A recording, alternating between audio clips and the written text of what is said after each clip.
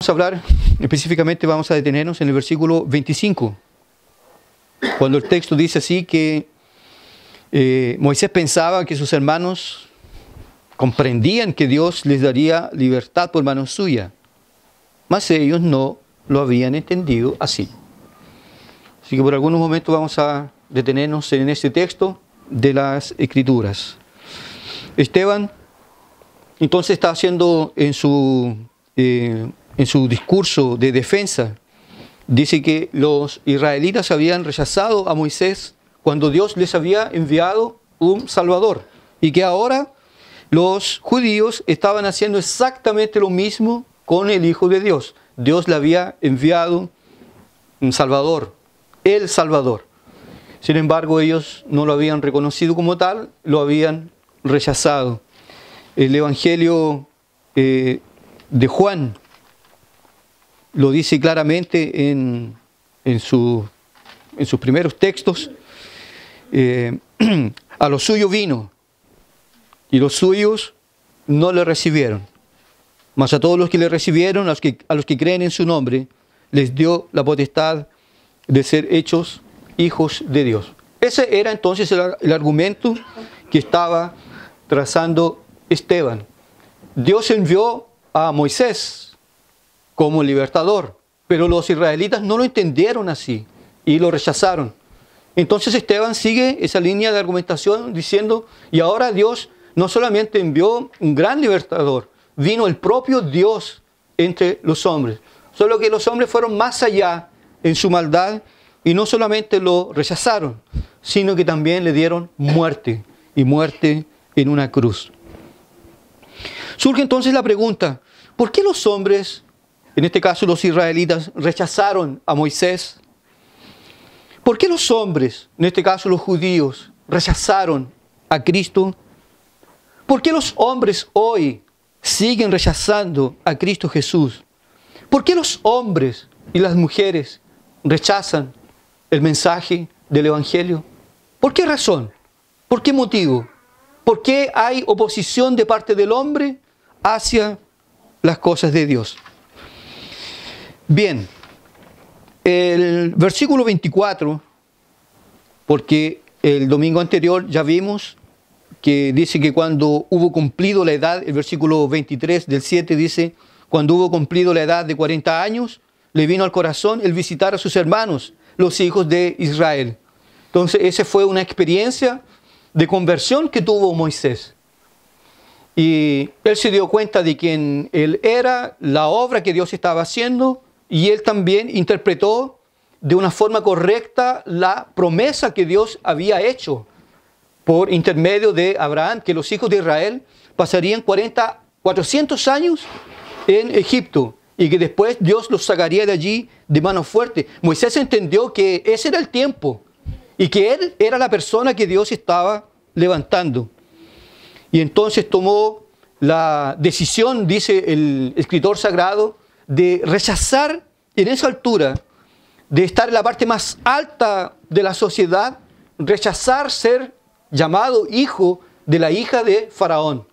Escogió antes ser maltratado con el pueblo de Dios que gozar de los deleites temporales del pecado, porque tenía por cosa más sublime las riquezas de Cristo, el oprobio de Cristo que las riquezas de Egipto. De esa forma entonces, convicto de que Dios, que el tiempo se había cumplido y que Dios lo estaba llamando a él, dice entonces que le vino al corazón visitar a sus hermanos, los hijos de Israel. Y justo en ese momento, cuando él sale a dar una vuelta, se encuentra entonces con un conflicto.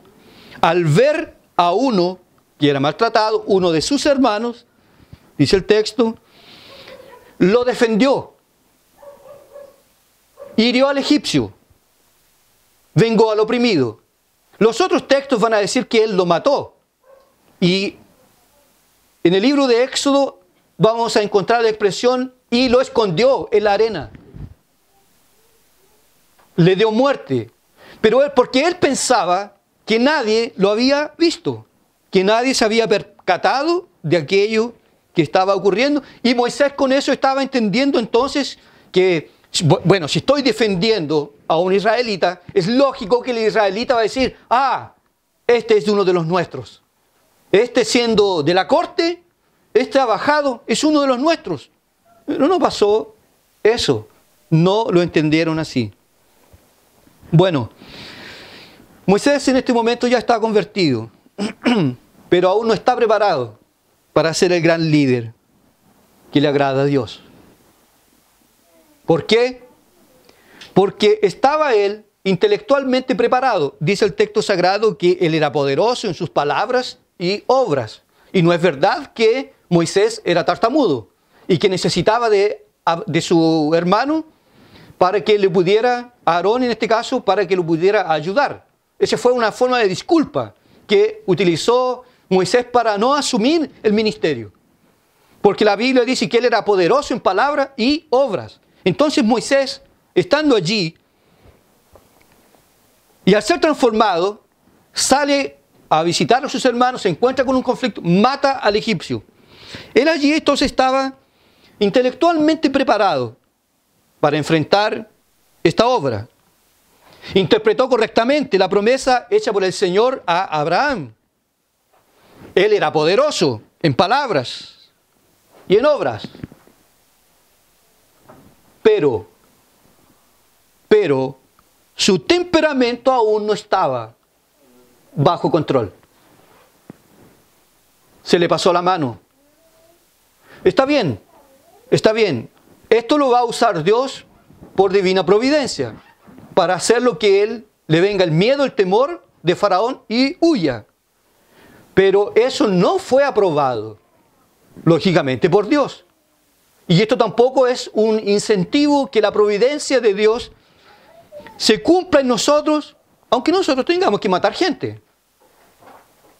Moisés entonces, a pesar de estar convertido y estar intelectualmente preparado para ser el gran líder, sin embargo, algo le falta. Y Dios se va a tomar 40 años. 40 años. 40 años para trabajar en su carácter. Y lo saca del palacio y lo manda al desierto para lidiar con la pobreza, la soledad, el calor, el frío y el trabajo duro. Hasta que se cumpliese el tiempo de Dios y lo mandase de vuelta, para que pudiese hacer la obra que Dios quería que hiciese. Aplicaciones prácticas en este punto. Intelectualmente preparado, sin embargo, espiritualmente aún falta algo. Hermanos, la rabia, ¿la conoce? ¿Sabe lo que es la rabia? La rabia, el odio, la impulsividad, por no decir arrebatos, arrebatado. La impulsividad de los cristianos no prestarán nunca un servicio útil al Señor. Nunca. Dios no puede usar a una persona que, a pesar que esté intelectualmente preparada para ejecutar una determinada obra y función, la rabia no ayuda, el odio no ayuda, la impulsividad de los cristianos no prestarán nunca un servicio útil al Señor. Tenemos el caso típico de un hombre muy especial para nosotros y que se identifica, y nosotros nos identificamos mucho con él, que es Pedro. Dice la palabra que entonces, cuando llegó el momento de que el Señor fuese negado y fuese entregado, entonces Pedro sacó su espada. Y la intención de Pedro probablemente era partirlo al medio, a Malco, pero falló, le cortó la oreja. No fue cosa buena la que él hizo. Y así también veremos algunos casos en que a veces la impulsividad, el enojo, el odio, son un estorbo para aquellos que tienen que ser usados en ministerio y también para cualquier persona en la vida cristiana. Porque no podemos decir aquí que solamente los líderes, los pastores o los misioneros son personas que deben ser mansas y humildes. Esto es una necesidad y es un requerimiento para todo cristiano. Todo cristiano debería ser manso y humilde. El apóstol Pablo, cuando se refiere a las características que tiene que tener una persona que entra al ministerio, dice así, porque es necesario que el obispo sea irreprensible, sobrio, prudente, amable, apacible, no dado al vino, marido de una sola mujer. Son cosas necesarias, pero que hoy como que no se reconocen como tales. La mansedumbre es un fruto del Espíritu necesario a aquellos que quieren ser usados en las manos del Señor. Nuestro propio Maestro, dueño de todas las cosas, dijo en un momento determinado en su glorioso sermón allí en Mateo capítulo 11, aprended de mí, que soy manso y humilde de corazón. La cosa más difícil, dice Lloyd Jones, la cosa más difícil en la vida de un cristiano es tornarse pobre de espíritu.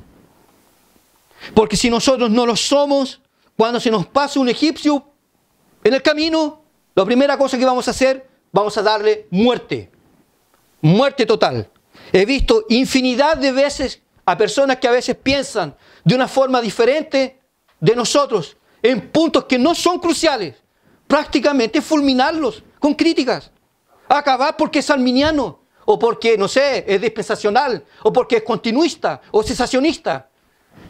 De inmediatamente el carácter ácido aparece, pero de una forma casi que natural. Eso no es útil.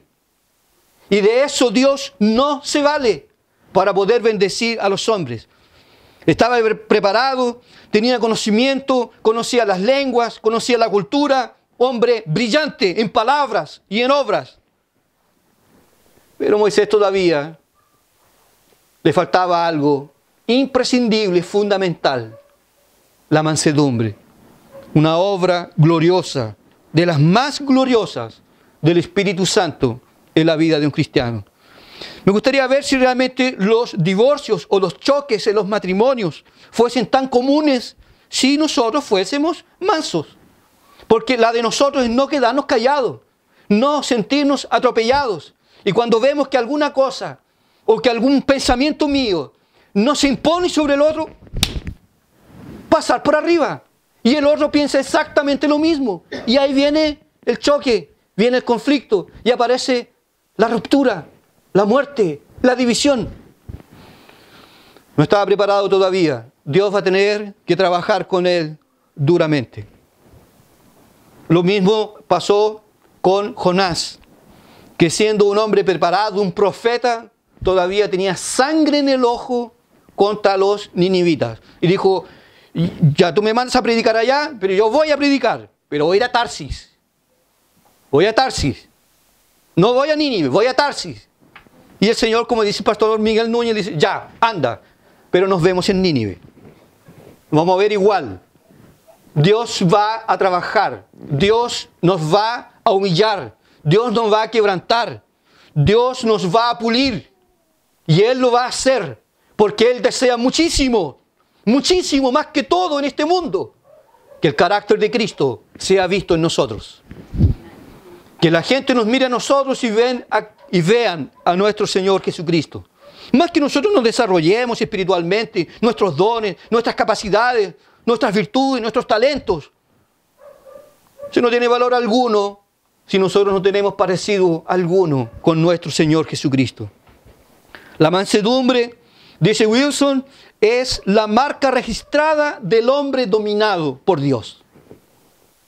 El hombre que realmente está siendo dominado por Dios es un hombre manso y humilde. Imagínense ser así, de esta forma, de esta manera, en el mundo en el cual nosotros nos desarrollamos, donde cada uno intenta pisar al otro, donde estamos llenos de críticas, de adversidades, o de gente que está ahí pisando el callo, permanentemente. Y mantener esta virtud es una obra realmente gloriosa del Espíritu de Dios. Después entonces de haber matado al egipcio, que él pensaba que nadie lo había visto, tuvo que huir al desierto. Allí el Señor lo puliría para ser un instrumento usado en sus manos. 40 años. 40 años. No estoy diciendo aquí que 40 años, o el número 40, ¿ya? Significa algún tipo de cosa o es algo secreto allí. La vida de Moisés la podemos dividir 40, 40, 40. ¿Ya? 40 años en el palacio, eso es verdad. 40 años en el desierto, 40 años en el ministerio. Pero eso no tiene ningún sentido espiritual. 40, entonces yo voy a buscarme una mujer que tenga 40. ¿Ya? Sería, intelectualmente es una cosa estúpida, ilógica, irracional. ¿Ya? Y viceversa, lógico. ¿Ya? O la numerología bíblica. Ahí sabemos nosotros que algunos números sí, pero no es que debajo de cada número hay una profecía, hay algo que realmente sea muy necesario a nosotros. De tal forma entonces, hermanos, que estar convertido y ser un discípulo de Cristo no es el todo. La mansedumbre es algo importante, muy importante en la vida cristiana. Y si usted logra desarrollar esto, va a mantener, como lo decía Edwards, a Satanás a kilómetros de distancia de usted. Porque la humildad, la mansedumbre mantiene a Satanás a kilómetros de nosotros. Porque una cosa que se parezca más a Satanás en nosotros es exactamente lo opuesto. El orgullo, la arrogancia, la prepotencia. Y eso apaga la obra del Espíritu de Dios. En segundo lugar, al entrar ahora al versículo 25, dice el texto, Moisés pensaba que sus hermanos comprendían lo que Dios les daría libertad por mano suya, mas ellos no lo habían entendido así. Vieron que mató al egipcio, pero ellos no pensaron, dijeron, Él es nuestro, capaz que Dios lo use para librarnos a nosotros de esta terrible esclavitud en la cual estamos sumergidos. No entendieron absolutamente nada. Eso significa, mis amados hermanos, que el poder del pecado se manifiesta nítidamente en el entendimiento nulo que el hombre tiene de las cosas espirituales. Donde el pecado afectó más al hombre es en el entendimiento, es en su pensamiento, es en su manera de pensar, de ver, de analizar, de interpretar las cosas. Porque lógico, por ejemplo, los mayores pecados que nosotros cometemos son practicados ¿dónde?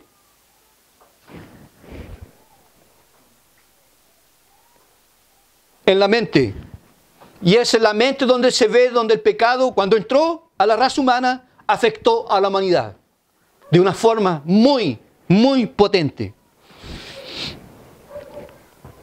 De una forma impresionante.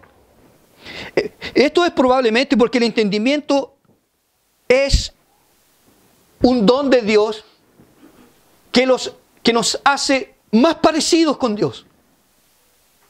Calvino va a decir entonces al escribir y al analizar el texto de Génesis 1, 26, 27, va a decir entonces que imagen y semejanza, o la llamada en teología la imago Dei, la imagen de Dios en el hombre, se refleja de una forma más potente, nítida y gloriosa en el entendimiento del hombre, en el alma del ser humano, en la voluntad.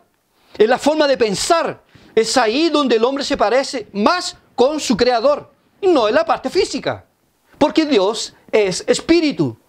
Y es en esta parte intelectual donde el pecado se ha manifestado de una forma impresionante, infectando todo, oscureciendo absolutamente todo, de tal forma que los hombres en pecado no logran entender, no logran ver la mano de Dios en sus vidas.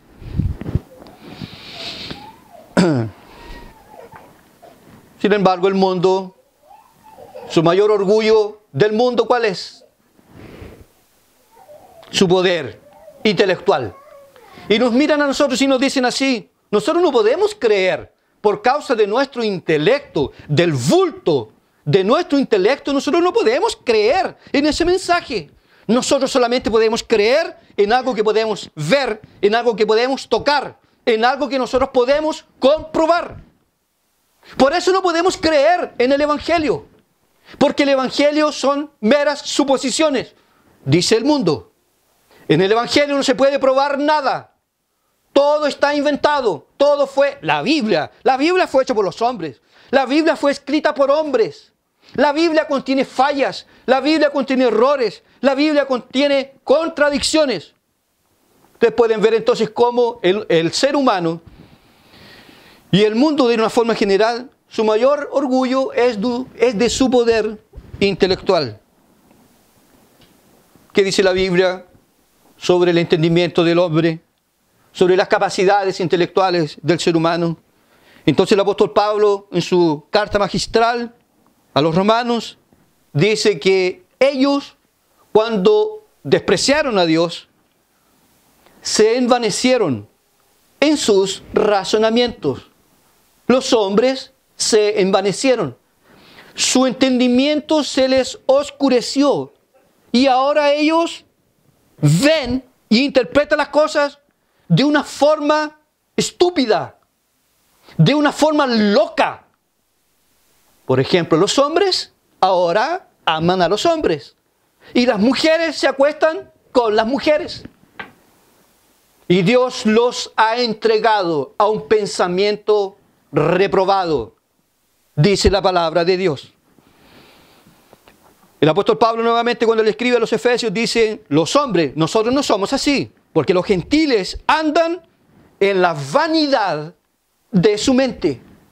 Al gentil le interesa la materia, le interesa la belleza, le interesa el cuerpo, le interesa la forma, le interesa el estatus, le interesa el poder adquisitivo. A eso la Biblia le llama: andan en la vanidad de su mente.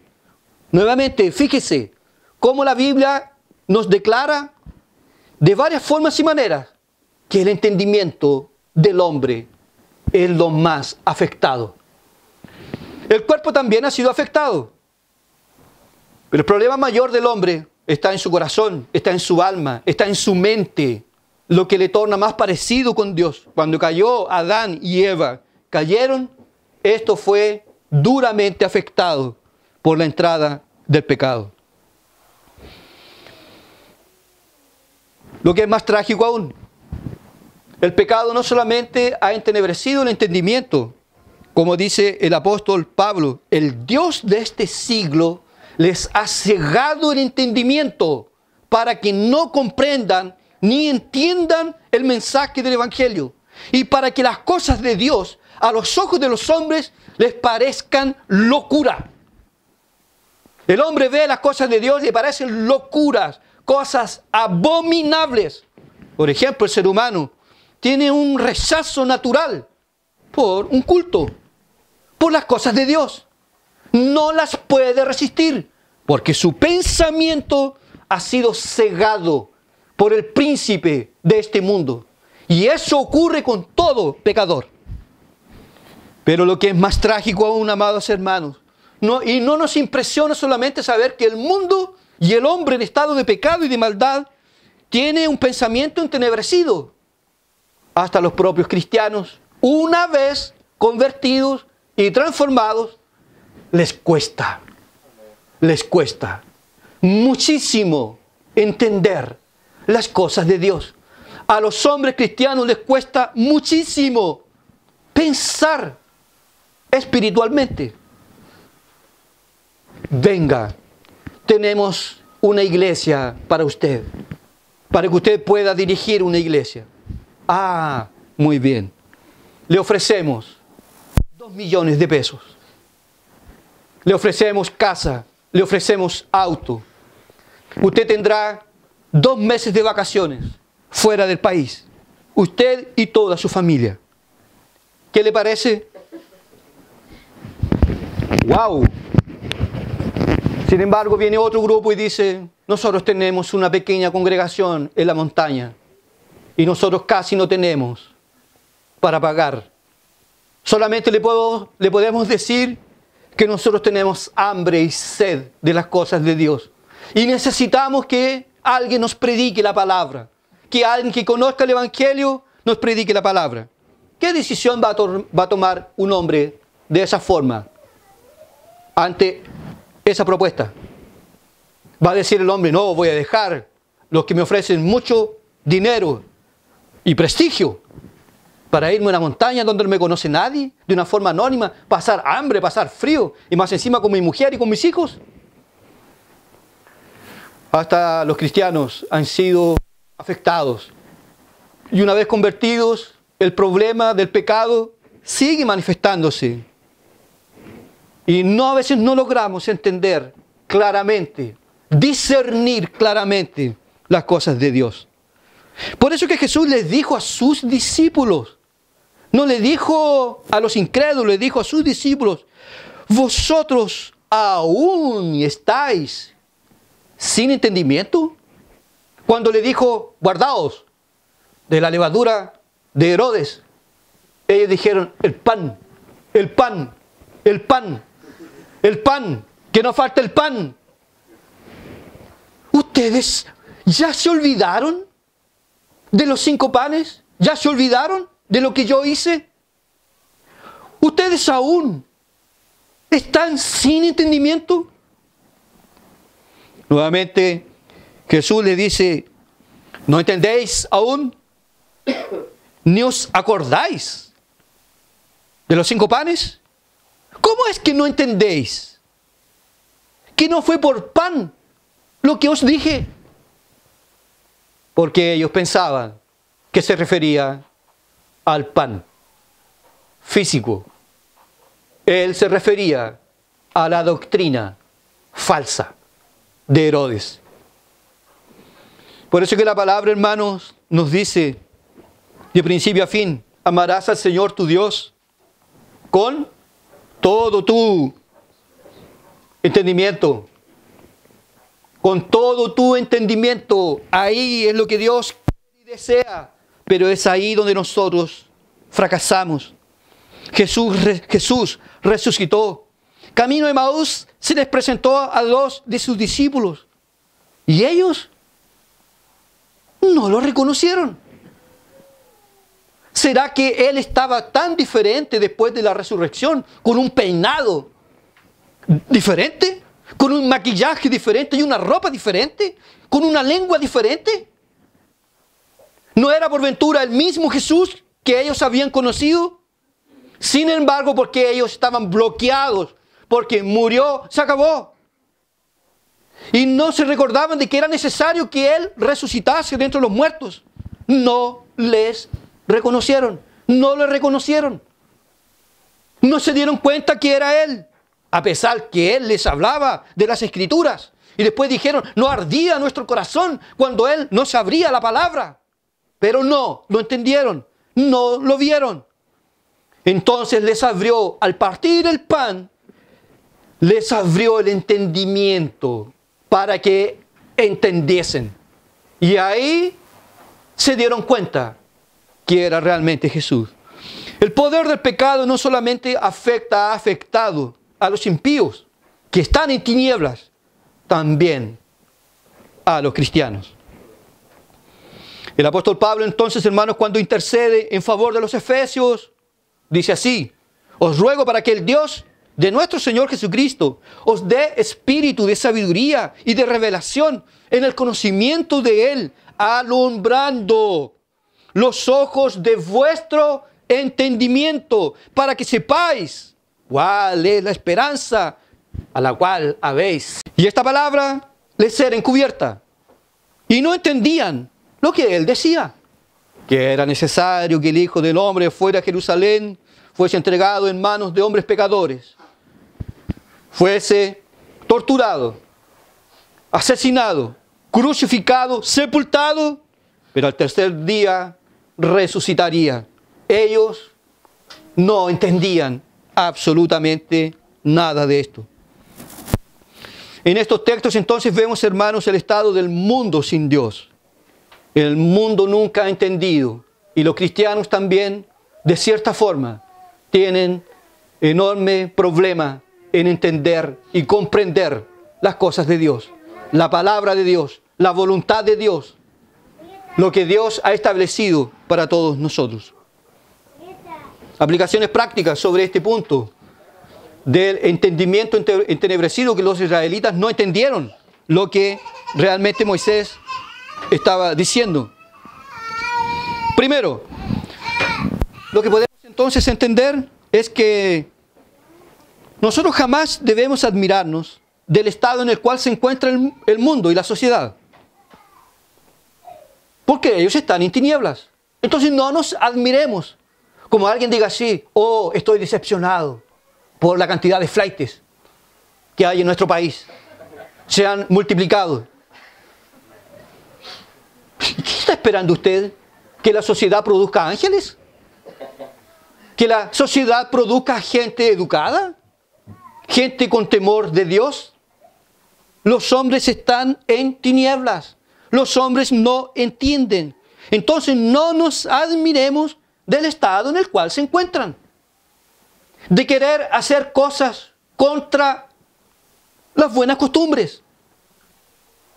Yo no sé qué le da en la cabeza a un pobre animal de quererse hacer un tatuaje en el cuello, en los brazos, en las piernas. Pero más trágico aún es ver a un cristiano pensando en esa posibilidad. Pónete a orar mejor, hermano. Pónete a leer la Biblia, la palabra de Dios, en vez de estar pensando tonteras. Un arito, otras cosas, un cierto tipo de música que ha salido de medio de los infiernos,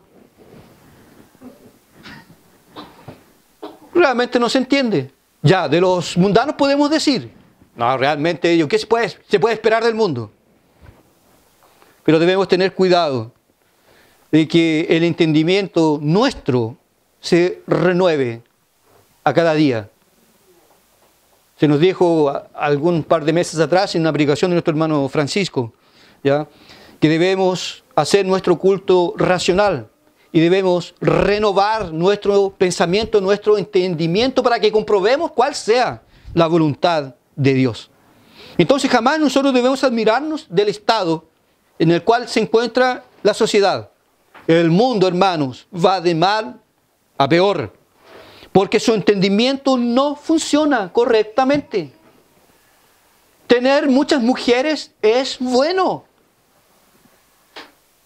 Es muy bueno. Ser liberal es buen negocio. Así lo ve el mundo y no lo ve como una vergüenza, porque están ciegos, no entienden las cosas de Dios. Y usted no espere santificación de alguien que no ha sido justificado por la fe.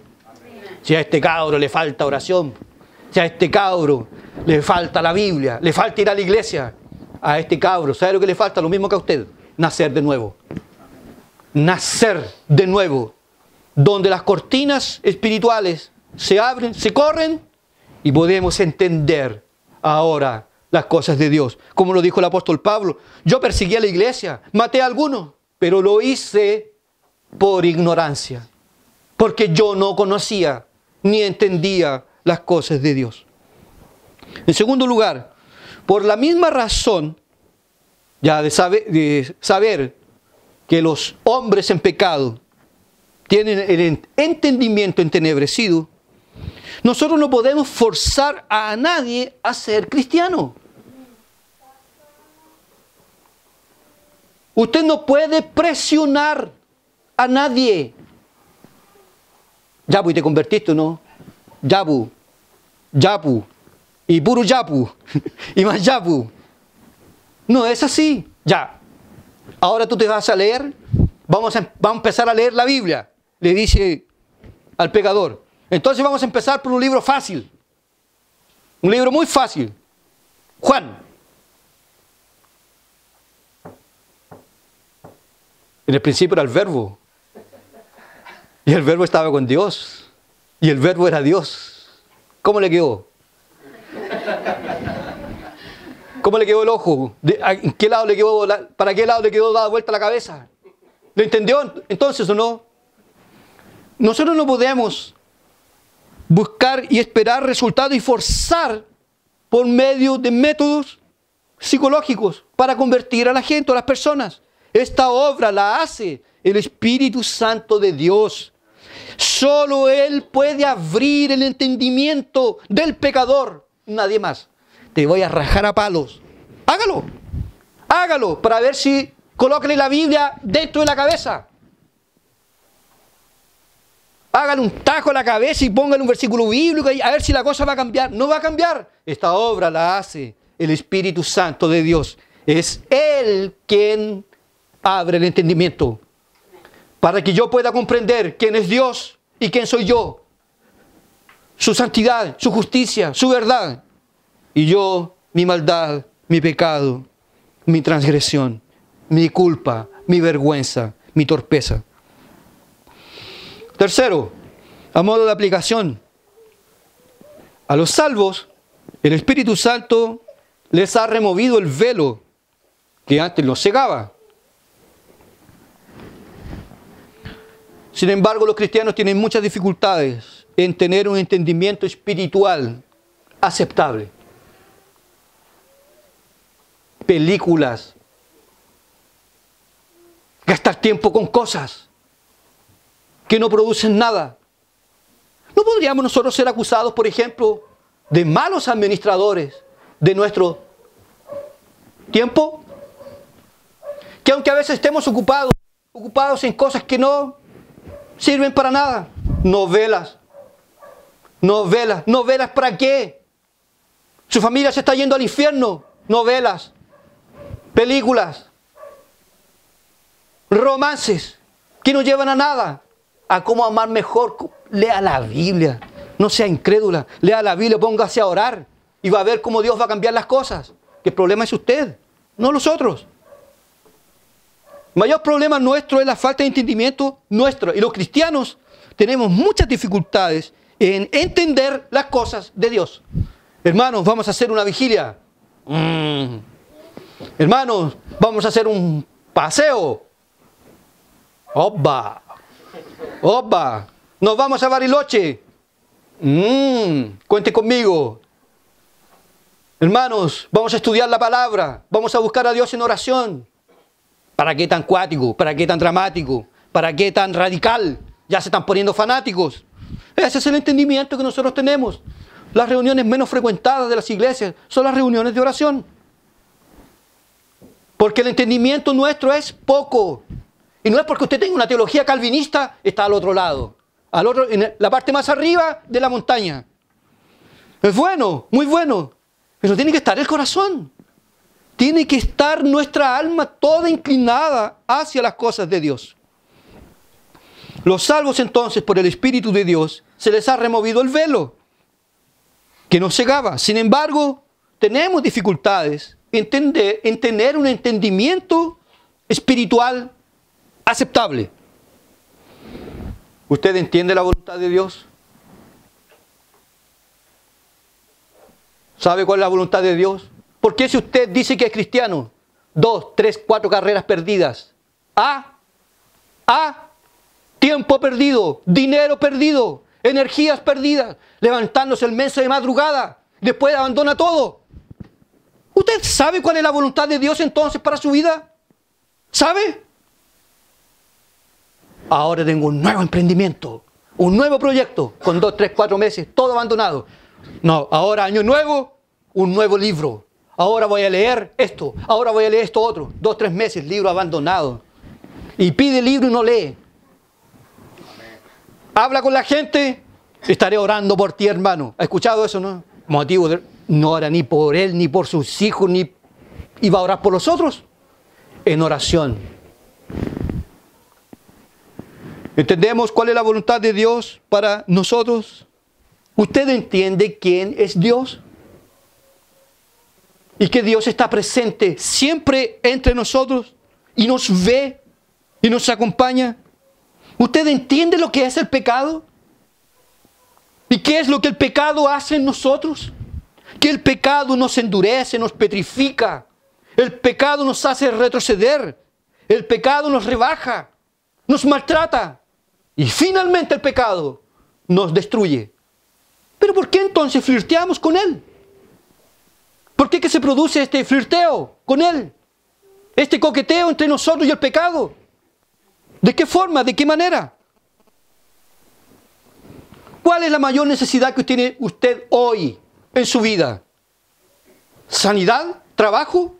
¿Una mujer? ¿Un hombre? ¿Una casa? ¿Es eso? ¿O llenarse de Dios? De su ser. Sumergirse en la persona gloriosa de nuestro Señor Jesucristo. Entendimiento espiritual. Que se abra los ojos de vuestro entendimiento para que comprendáis cuál es la voluntad de Dios. Dice Pablo. ¿Usted entonces, hermano, entiende cuál es la voluntad de Dios? ¿Usted entiende la palabra de Dios? Andan decretando, andan amarrando a demonios, andan amarrando a Satanás. Si lo único que usted puede amarrar y con dificultad son los cordones de sus zapatos, va a andar amarrando a Satanás. No, porque hay que declarar. Este año es el año de la bendición. Este es el año de la prosperidad. Nunca es el año de Esteban. Nunca. Siempre el año de la cosecha. El año de la vendimia. El año de esto otro. ¿Hasta cuándo usted no va a estar sin entender la palabra de Dios? Con miedos, con temores. Supersticioso. Escucha un boche y piensa que andan los fallecidos penando.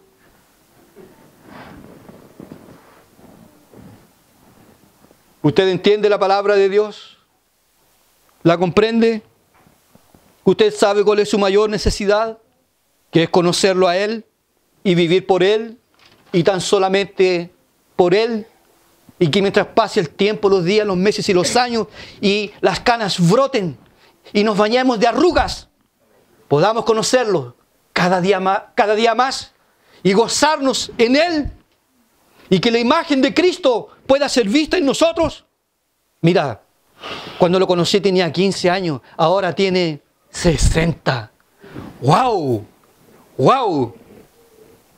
Pero ahí se puede ver el carácter de Cristo. Cómo es manso, cómo es sabio, cómo es dulce este hombre, cómo es dulce esta mujer, cómo habla, cómo fluye la palabra.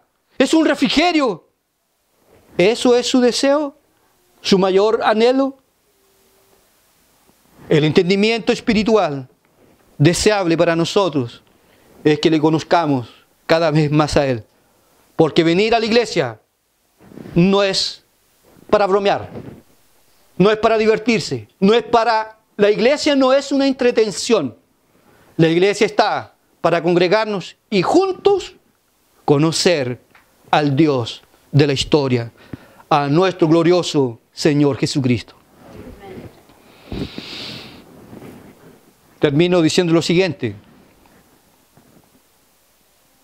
Mató al egipcio, lo enterró con las manos, allí en la arena lo escondió. Y al otro día siguiente se presentó nuevamente, pensando Moisés que nadie lo había visto, porque algunos piensan que nadie me vio. No, nadie me vio. Jesús le dijo cuando estaba debajo de la higuera: te vi. Y eso lo deslumbró y lo convirtió. Al día siguiente se presentó a uno de ellos que reñían y los ponían los ponía en paz diciendo: varones, hermanos sois, ¿por qué os maltratáis el uno al otro? Una figura perfecta. ¿De quién? ¿De una junta de vecinos? ¿De un club deportivo? ¿De un partido político o de la iglesia? ¿No parece con la iglesia esto? Moisés salió a darse una vuelta y allá estaban dos israelitas, hermanos, teniendo por ascendiente el propio Abraham, peleando, riñendo los dos. Hermanos sois, ¿por qué os maltratáis el uno al otro? Ellos no sabían que estaban, parece, que el pecado los había cegado a tal forma que ellos no veían su necesidad y el estado en el cual ellos se encontraban. No, el asadón es mío, no es tuyo, el asadón es mío. Y se forma la pelea. No, porque la versión de la Biblia, la correcta, es esta. ¡Pah! No, porque yo soy continuista. ¿Pero cómo? Si yo soy cesacionista. Y los dos tienen un mismo espíritu, supuestamente. Conclusiones diferentes. Pelea. Lo que en portugués se llama de briga. Briga. Dale. Dale. Hermanos somos. ¿Por qué peleáis? Perdieron el rumbo. Eso es el pecado. Ellos estaban ciegos para su mayor necesidad y su estado. Ellos necesitaban ser libres. Necesitaban un Salvador. El Salvador estaba ahí. Pero ellos no lo reconocen. No entendieron el plan de salvación. El pecado los tornó incapaces de entender las consecuencias del rechazo hacia la amorosa invitación hecha por Dios. Hay solo una cosa que interesa en esta vida, mi querido amigo. Solo una cosa que interesa. Y no es vencer a sus enemigos, ni alcanzar la fama. Hay una cosa que importa y que interesa, y esa es tener comunión directa y personal con nuestro Señor Jesucristo. Peleas chicas, discusiones, golpes y más golpes. Hermanos, amigos, hermanos sois. Ustedes tienen un problema, ustedes necesitan un Salvador. No se agarren con esas cosas, con esos problemas. No lo hagan. Pongan su mirada en Él. Solo hay una cosa que interesa, mi querido amigo, mi querida visita, en el día de hoy. No es vencer a nuestros enemigos. La mayor necesidad que nosotros tenemos es de conocer a Dios de una forma directa, personal, con Dios. No es mi padre ni mi madre la que necesita orar. El problema soy yo. El pecado está en mí. Yo soy carnal. Yo soy vendido al pecado. La necesidad es mía. Lo que yo necesito hoy más que nunca es conocer a Dios y tener comunión con Dios y gozarme en Él. Podrán venir la pobreza, la soledad, la decepción, la enfermedad, la muerte. Nada nos avalará si lo tenemos a Él. Porque Él es nuestro todo. Él es nuestro gozo más sublime y glorioso. Y toda la Escritura habla de su belleza, de su encanto, de su hermosura. De cuán glorioso es conocer la gracia de nuestro Señor Jesucristo. Esa es su mayor necesidad. Conocerlo a Él. Y no estar enredado en las cosas de este mundo. No estar perdido en las cosas de este mundo. Lo que necesitamos es a Cristo, tan solamente a Cristo, andar con Cristo, caminar con Cristo, conocerlo a Él. Lo que usted necesita es hoy venir al Salvador, porque el propio Espíritu Santo dice en la carta, dice en la Biblia Sagrada, si oyeres hoy su voz, no endurezcáis vuestros corazones como en el desierto. Hoy es el día de venir, hoy es el día del arrepentimiento. Hoy es el día de la conversión. Hoy es el día de amar al Salvador. No es en Navidad, es todos los días de nuestra vida. Y esta es nuestra mayor necesidad, de hombres, de mujeres. Mucha depresión, muchas angustias en el alma, muchas tribulaciones. Todo eso desaparecería como por encanto si tú lo tuvieras solamente a Él. Hay gente que tiene dinero y algunos que piensan que porque no lo tienen son infelices. Si yo encontrase mi media naranja, la otra mitad, yo sería feliz. Y hay otros que tienen unos pocos par de años y ya no saben qué hacer, no se soportan. ¿Cuándo fue el bendito día que me fijé en este hombre? No hay vuelta atrás. Es porque no son las cosas, no es materia, no es algo físico. La mayor necesidad del hombre, la mayor necesidad del hombre es del pan de vida, es de nuestro Señor Jesucristo. Y si vosotros no coméis toda mi carne, no podéis ser mis discípulos. El Evangelio es todo o nada. Absolutamente todo o nada. Y esta es nuestra real necesidad. Con el entendimiento entenebrecido, el hombre dice, es el amor, es el dinero, es esto otro. Mi mayor infelicidad es porque tengo muchos enemigos. No, amigo. Usted tiene el entendimiento entenebrecido. Usted está ciego. Su mayor necesidad es de conocerlo a Él, de vivir para la gloria de su nombre. ¿Y usted desea realmente ser feliz? ¿De verdad? ¿De verdad? Conózcalo a Él.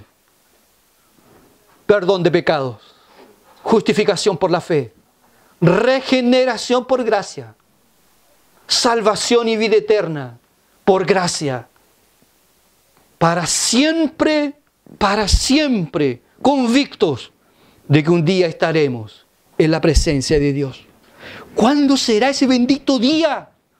¿Cuándo será ese bendito día que llegue la muerte a tocar a nuestra puerta y nos diga, vamos, es tu día, ni un día más aquí en esta tierra? Y salgamos de este cuerpo de pecado. Y entonces nuestros ojos se abrirán completamente y en su más gloriosa extensión y podremos ver la gloria de Dios. Encantados con la eternidad, escuchando desde el primer segundo que hemos salido de este mundo, canciones gloriosas que lo exaltan a Él. Y nos uniremos a millones y millones y millones de santos hermanos que ya están en la presencia del Señor y gozan de alegría inefable y eternal. Esta es nuestra esperanza, nuestro gozo, nuestra paz. Bendito es aquel a quien se le dice, tiene 3 meses de vida, tiene tiempo suficiente para prepararse, para lavar el alma y para conocerlo en profundidad a Él. Que Dios nos bendiga, que tenga misericordia de nosotros, que abra nuestros ojos para entender cuál es nuestra mayor necesidad y podamos vivir los que ya hemos sido libres solamente para Él, solamente para Él. Como dice el texto, y cuando lo miraron, se dieron cuenta que su rostro era como el rostro de un ángel y estaba al borde de la muerte y su rostro era angelical. Que el Señor nos bendiga.